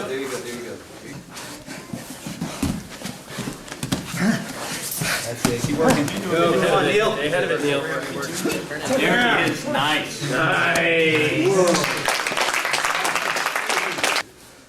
Shake hands.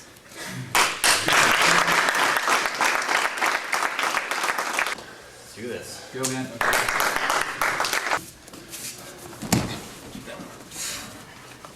Tap.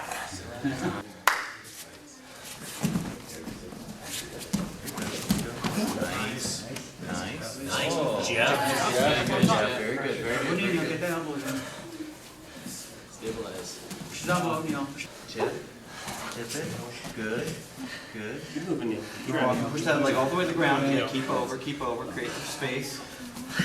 Swim your arm out. Good. Nice.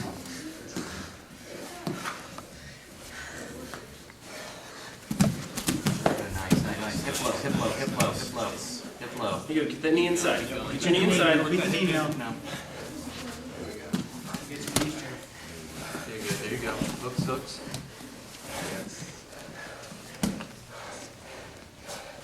Yes, push off the hip. There you go. Set the next position. Push off the hip.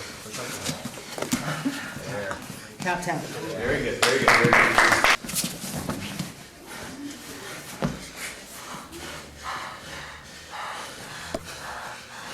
Go on, Neil. Kick him out. Look for the roll. Beautiful. Keep going. To the single, all the way, yes. Keep turning. Follow him up, Neil.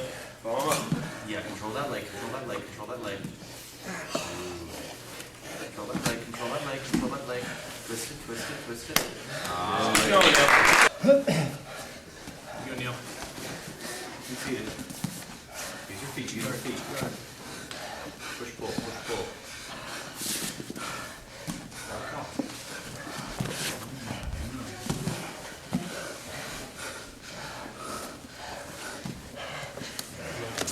Nice. Do that.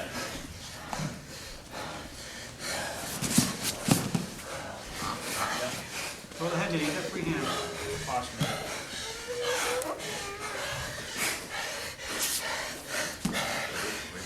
Reverse.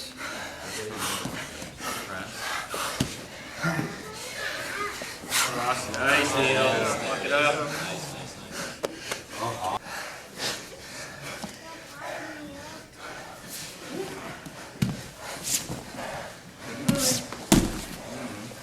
Go on, Neil. Turn up. Take that arm. Take that arm. Take it a little higher. Feel the knee, Neil. Feel the knee.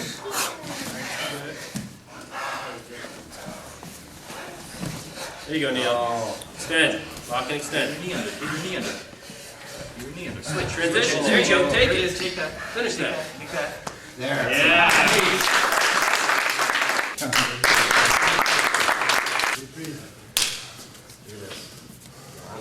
Last one. All right. That's it. Earn it. Come on top.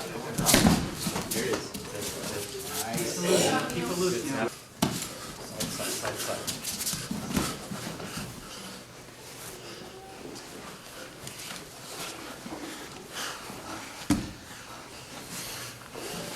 Keep it loose, Neil. Yep, up that leg, Neil. Keep it loose, keep it moving. Keep it moving, Neil. Up that leg, Neil, that's free leg. Get your knee in.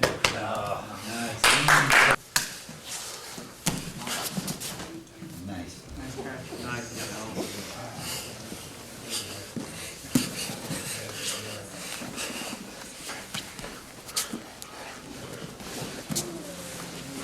Follow.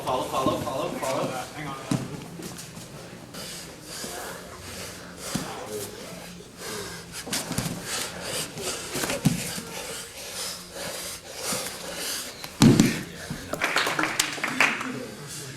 Come on, Neil. Flyweight, come on.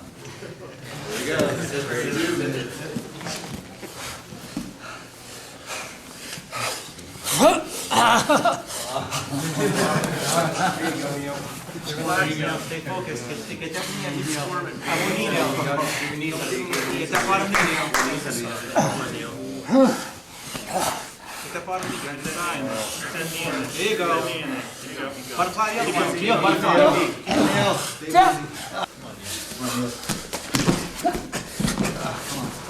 Come up. Push in. Double unders.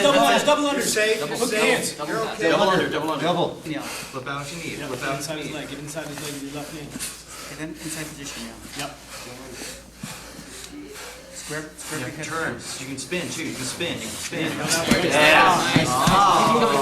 with it.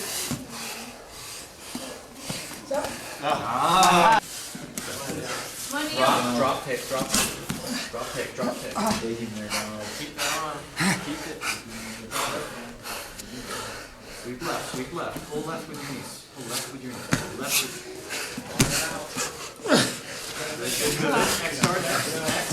Turn. Don't stop. Keep turning. Keep rolling. Roll. Come on, Neil. Keep rolling. There you go. Keep your butt on. Feel like scoot down low. Sneak out the back. Good. Keep going. There you go. Good. Check it on. Good. Sprawl. Roll ahead. Watch the roll. Keep going. Move your hip out.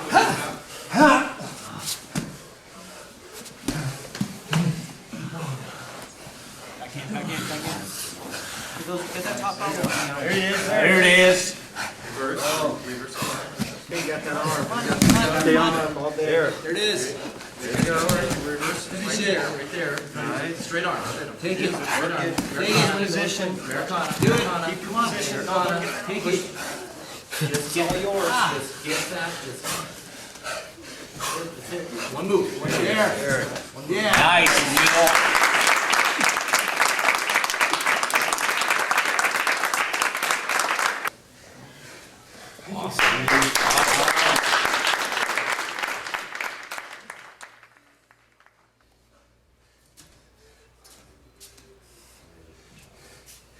Please remove your purple belt.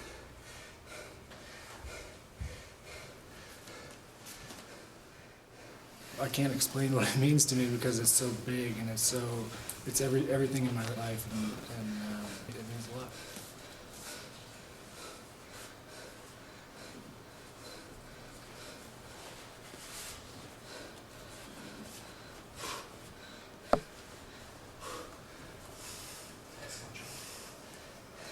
Please turn around. I'd like to introduce Neil Thompson as a brown belt in Brazilian Jiu-Jitsu.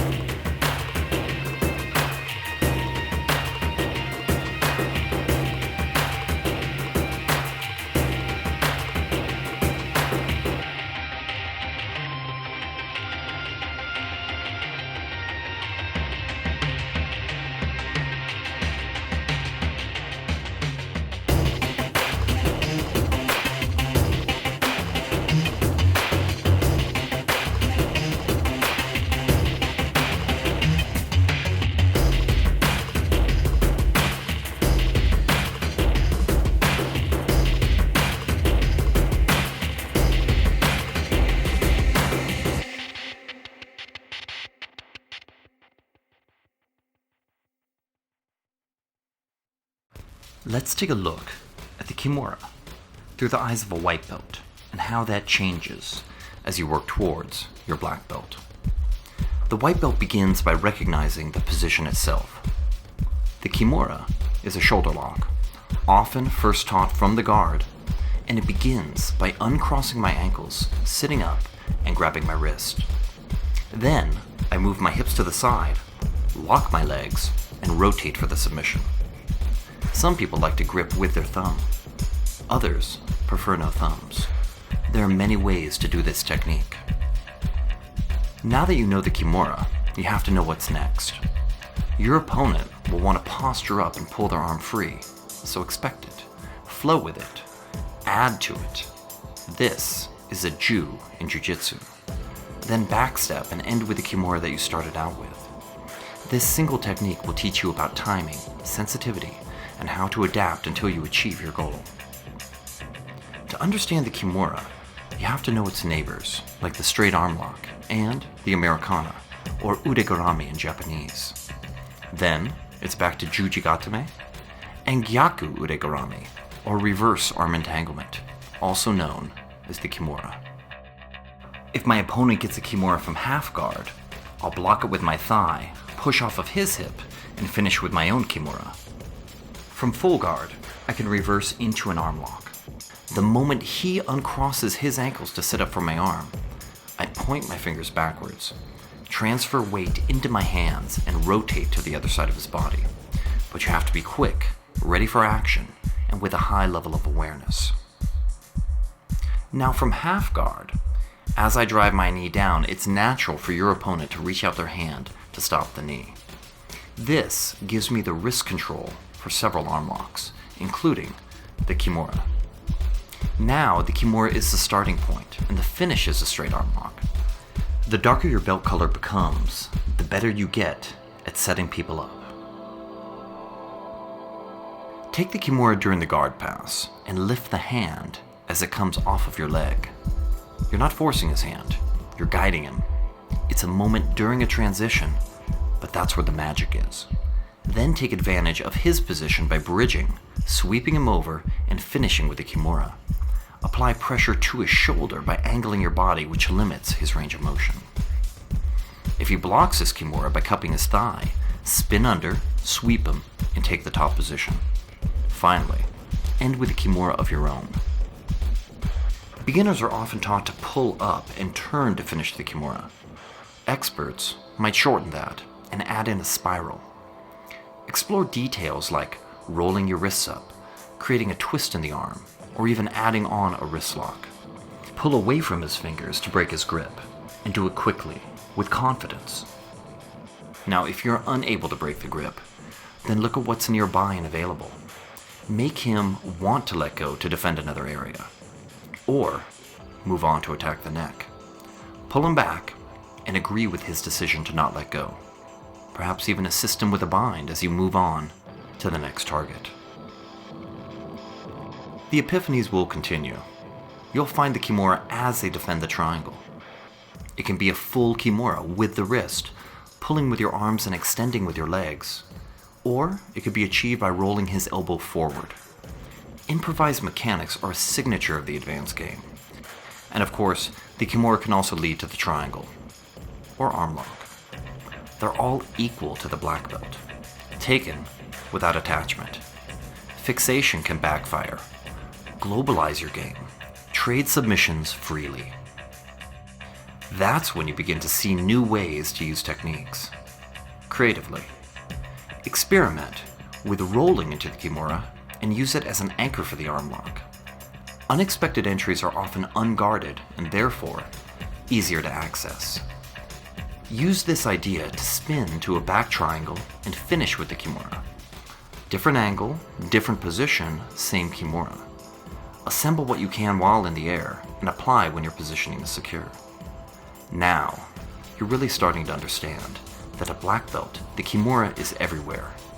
Off of a waist grip to the Kimura. From a headlock escape to the Kimura. In a wrestling sit-out to the Kimura.